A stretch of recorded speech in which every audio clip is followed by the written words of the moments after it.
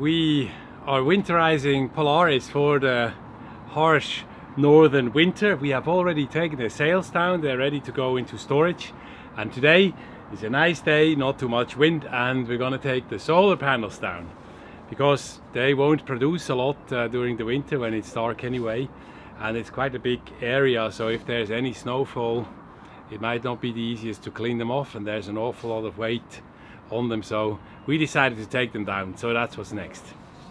The first thing is to disconnect the solar panels. That's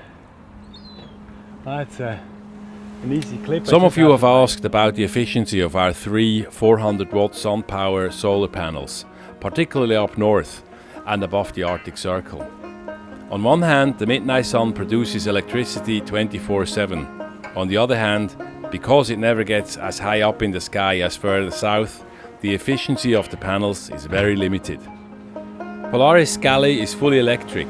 We have no gas on board, and therefore we are dependent on a powerful source of energy. We run a lot of electric appliances, an induction cooker, a dehumidifier, an electric kettle, and our consumption is very high. Our solar panels only deliver about 15% of our needs. Luckily, cheap shore power is available virtually everywhere, so that our generator only ran about 30 hours during the season. Once more, Polaris is a construction site. Come on, I'll show you what's going on. This is the starboard guest toilet.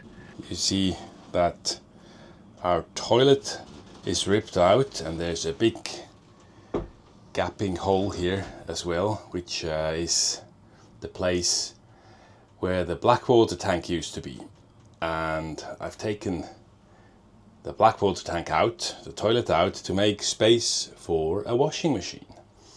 And I started preparing the space where it goes in. It should just snugly fit into this space. I'm not quite sure whether this hose here that comes from the deck filler pump out of the toilet down here, whether that can stay in. What we're going to do, ideally I will route it down here, this place, out here, and then connect it down the flushing hose.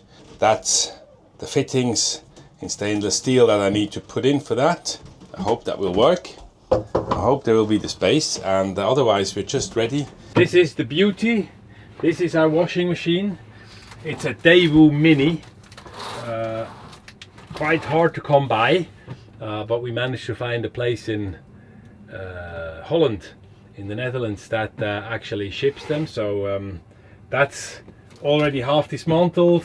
That's the cover outside. I've taken this away just to protect it from scratches, and I've mounted the machine onto that piece of ply. That piece of ply is gonna be a template for me, so in the end I have the drill holes already placed.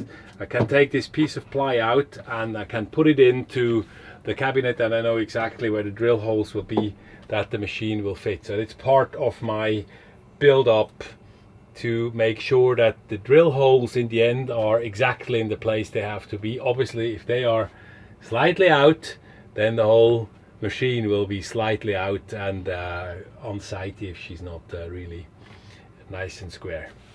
I've already installed a small bracket here. That's an auxiliary bracket to be able to shape the stringers. So what's gonna happen, I'm gonna put in stringers here and here. They will be glued to the hull, epoxy to the hull, nicely covered and everything, and they will come up out to this level here. First step is to glue them together with epoxy, so that this is a 12 by 12 block of wood, and once that is done I need to shape them so that they fit in along the hull. So I made this template. This is the profile that the stringer is gonna have. So that's the shape in the end. Go down here. The stringer in the end is gonna take. So once that's glued together, I need to find the bandsaw somewhere and then cut this shape nicely like that. Make like a trapeze out of this. So I need to cut in on these sides both and shape it so that it's like this. That's much better to put the fiberglass on afterwards. That's the next step. So it's something I really fancy to do. I don't like to work with epoxy. It always stresses me a bit. It's probably because I have too little experience, too little training with it. So that's another training exercise, but it puts me quite out of my comfort zone to actually start working with epoxy. But it's got to be done. So, are you happy with your first? So. You are not happy about this the gap there. The gap. I'm not happy about the fillets in general. They're not good, but hey, it is what it is. Thanks to my new Norwegian friend Tommy, who let me use his workshop, shaping the stringers into form was a straightforward process. Tusen takk igjen, Tommy. After a lot of dusty grinding, which I spare you to watch, I glued the stringers in place with thickened epoxy. As expected, this turned to be a messy job, and the confined space did not make this any easier. My plywood bracket perfectly held the stringers in position whilst the epoxy cured.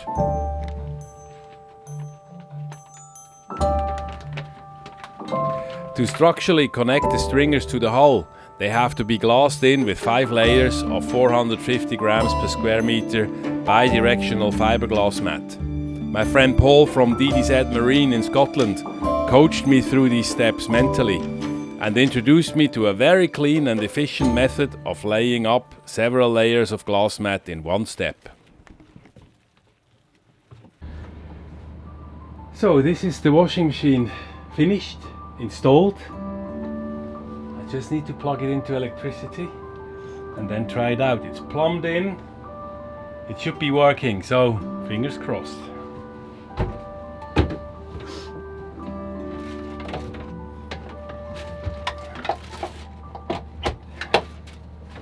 We're lighting up. I need to open the water in and the water out.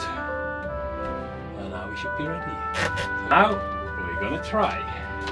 Read the manual. So power on.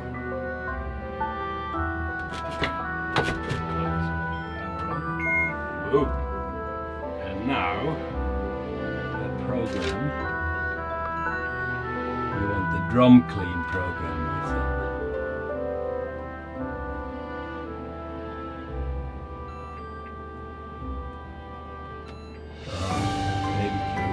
Steam wash 20, spin, drum clean 1 hour.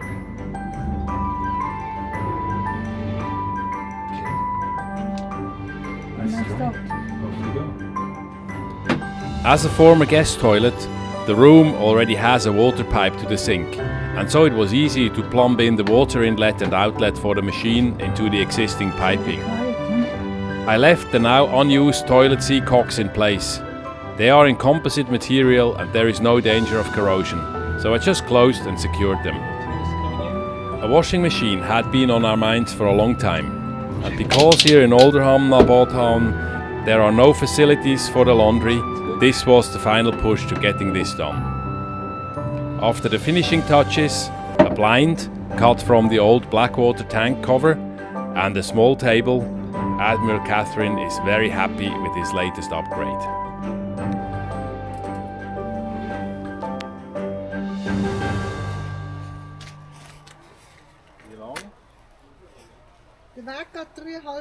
I slightly wonder how Catherine so confidentially declares that this hike will take 3.5 hours when the hiking app says it's 4 hours 40. Should I be worried? Ready? Yes. Start. Ånderdalen National Park on the island of Senja covers 134 square kilometers and is a mosaic of different terrains and home to a rich population of birds, red foxes and European moose. Our hopes are high to finally spot one of these iconic animals.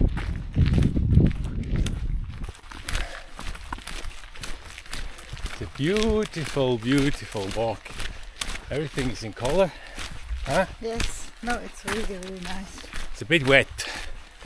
No, it's not wet. It doesn't rain. No, it doesn't, but it has been raining for the last Yeah. 3 days. So it's just humid, but it's nice and dry. And the path is amazing, so you're comfortable. Oh, the path is fantastic, yes. It's good for my feet. And it's not a little steep. bit too good. And it's not steep. There's no heights, which is good. There will be some little height, but it's a moderate hike, so we will be fine, and then you will be fine as well. The last one was a disastrous one. That was a difficult one. It was really difficult. This is actually really great.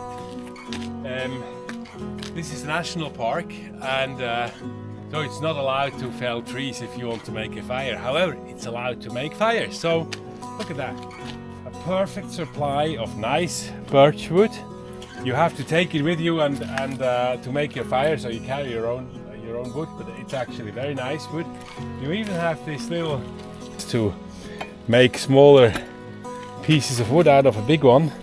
All here, all ready to be used. I think it's fantastic. And over there is even a kettle.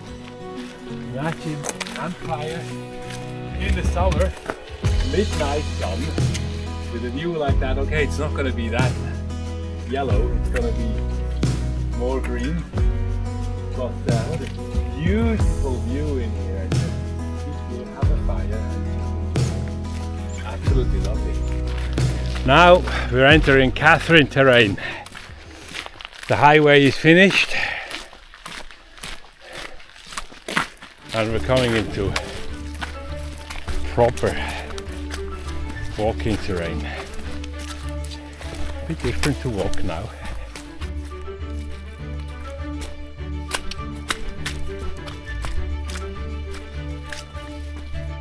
Elk stop.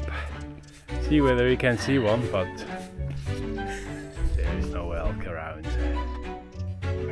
There's only a shy row. Catherine is perfectly fine with walking and admiring the stunning landscape simultaneously, whilst I have to concentrate not to slip or stumble on the wet and uneven path. What do you think? Is this age? Or perhaps the male-female multitasking issue?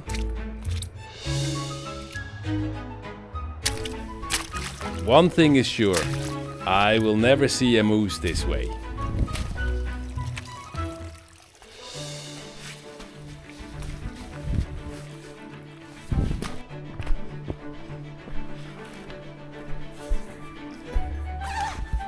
Very beautiful.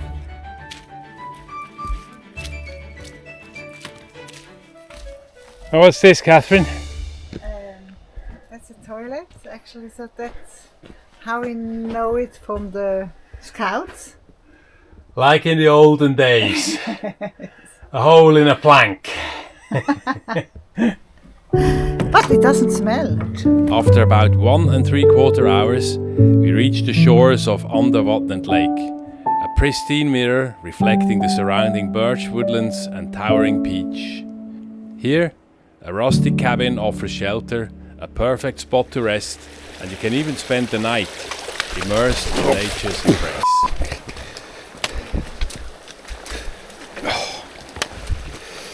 It's very wet.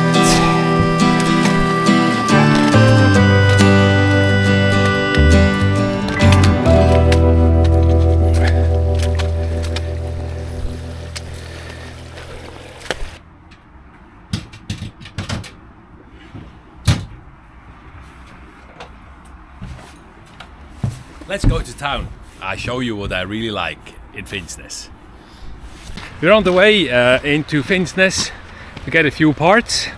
and we take this opportunity to show you what I like here very much, beside the great people. And I show you later what I really like about Finnsnes.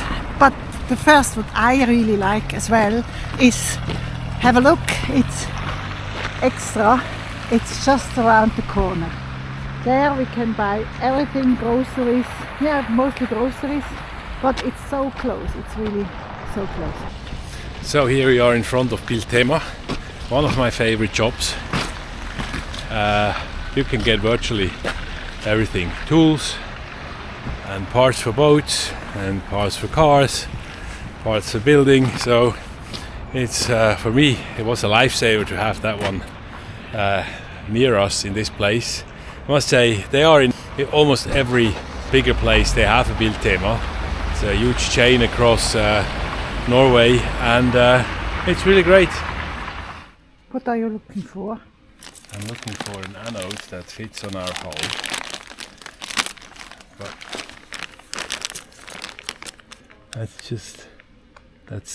that's 14 mil almost.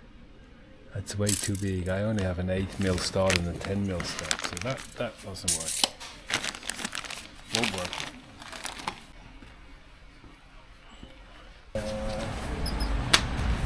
And here is Catherine's favorite.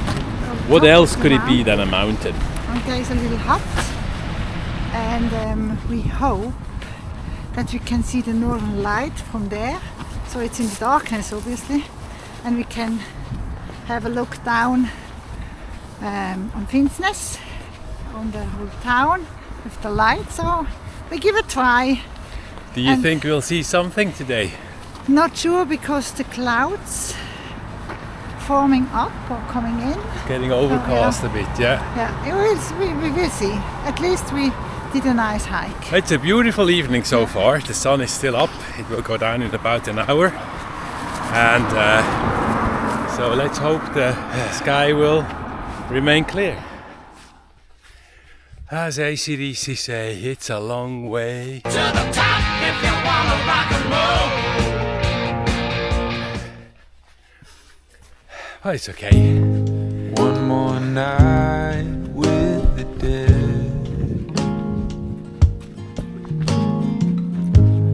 I've been spending more time with them than the living. And if you're just the company that you keep, I'll stay where I am for eternity. Well, I don't know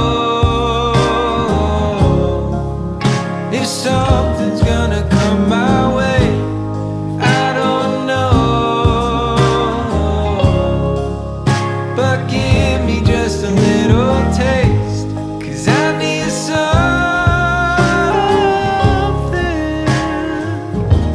to hold on to. I need more than just a window with a We had our colors earlier. Now the clouds have moved in. So no aurora tonight. It's the 8th of October today. It's a crisp morning as we walk to the ferry terminal to take the Hurtigbåt, the fast ferry to Tromsø. We look forward to a short trip back to motherland, to see family and friends after 8.5 months. We hope Polaris is prepared and ready for the next 2 weeks without us, for the autumn storms and the winter snow, which can't be far now. For next time, we plan to bring a Q&A session. Drop your questions in the comment box below. Anything about Polaris, about us, the past, the future, and the challenges of living aboard in the Arctic winter. If you don't want to miss this, don't forget to hit the subscribe button. Ha det bra!